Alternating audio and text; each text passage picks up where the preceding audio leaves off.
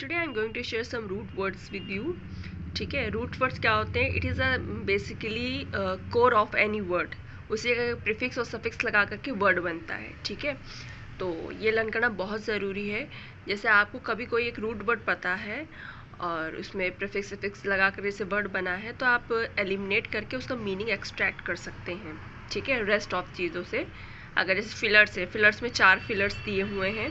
ठीक है, आपको रूट वर्ड किसी का जैसे पता है तो आपको एग्जैक्ट उसका मीन तो समझ में आ गया, बाकी रेस्ट ऑफ जैसे एलिमिनेट करके आप उसमें फिल कर सकते हैं, तो आपको उसका मीनिंग ना भी पता हो तो. So let's start. सब मैंने रूट वर्ड्स लिख रखे हैं. पहला है purge. PURG, it means pure.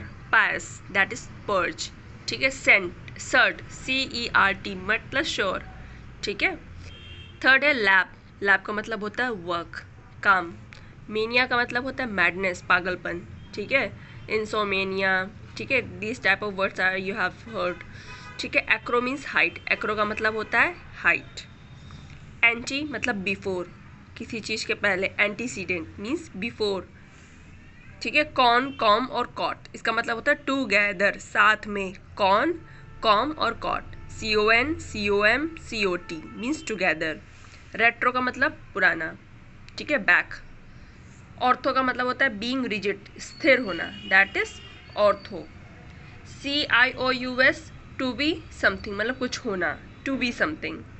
Side मतलब किलिंग. पुट का मतलब होता है थिंक. क्रेड का मतलब होता है बिलीव, बोलते हैं ना क्रेडिबल है कि नहीं है, बिलीवेबल है कि नहीं है.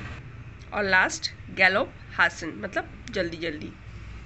अब वंस अगेन, पर्च का मतलब प्योर, सर्ट का मतलब श्योर, लैब का मतलब वर्क, मेनिया का मतलब मैडनेस, एक्रो का मतलब हाइट, एंटी का मतलब before, con, com and cot का मतलब टुगेदर, रेट्रो का मतलब बैक, ऑर्थो मतलब बीइंग रिजिड. आप ऑर्थो के पास जाते हो, वो हड्डी के डॉक्टर जो होते हैं.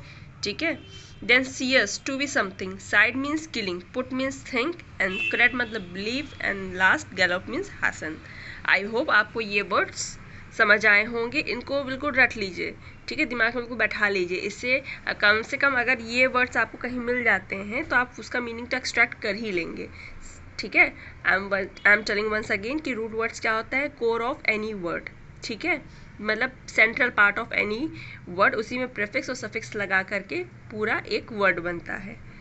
ठीक है, तो आप इसको लर्न कर लीजिएगा. लर्न करने से ये होगा, ये आपके इतने वर्ड्स तैयार हो जाएंगे. All the best and thank you.